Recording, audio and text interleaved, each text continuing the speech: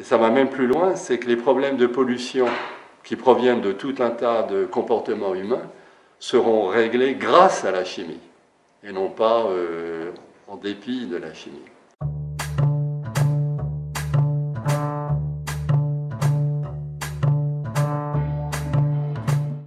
Ce que ça symbolise, bon, c'est un peu difficile à décrire. Tout d'abord, avant de parler de ce que ça symbolise, je peux quand même dire que je ne m'y attendais pas du tout. Donc le symbole, il vient après, quand on a digéré l'information. Bien sûr, ça représente le succès d'une équipe, beaucoup plus que le succès d'une seule personne. C'est une équipe scientifique, c'est un domaine dans lequel plusieurs laboratoires ont travaillé, souvent en relation les uns avec les autres. Ça relance un domaine ou ça lance un domaine en espérant que ça va attirer un grand nombre de chercheurs, surtout dans un domaine pour lequel on croit qu'il y a un avenir. On est tombé sur des molécules qui avaient des formes, qui avaient des propriétés, qui étaient complètement adaptées à la fabrication d'anneaux entrelacés. Et entre les anneaux entrelacés et la machinerie moléculaire, le chemin était très court. En fait, dès qu'on a des anneaux entrelacés ou des anneaux traversés par des axes, on peut penser à des mouvements de grande amplitude. Un anneau qui tourne à l'intérieur d'un autre anneau, ou un anneau qui se déplace sur un axe sur lequel il a été enfilé. Et ça nous a très vite dirigés vers des moteurs linéaires, du type piston et cylindre, ou moteurs rotatifs avec des anneaux qui tournent autour d'un axe ou à l'intérieur d'un autre anneau.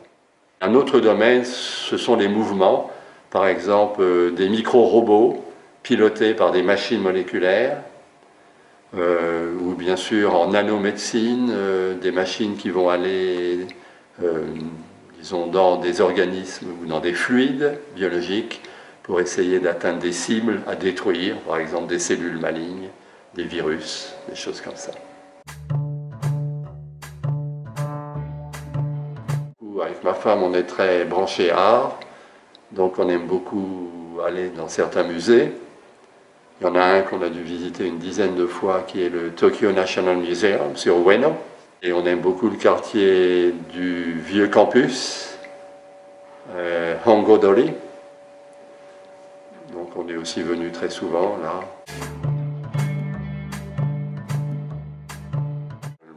Peut-être que le message le plus important, c'est que, bon là j'ai eu le prix Nobel, j'en suis très content.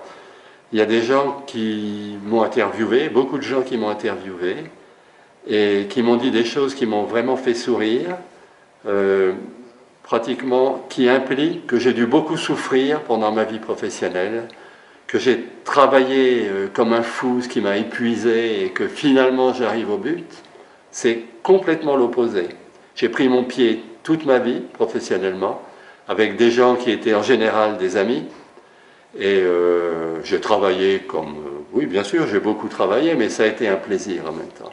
Donc la science, c'est vraiment quelque chose de merveilleux. Il faut s'immerger dedans, et on trouve son bonheur, disons, en faisant la science tous les jours.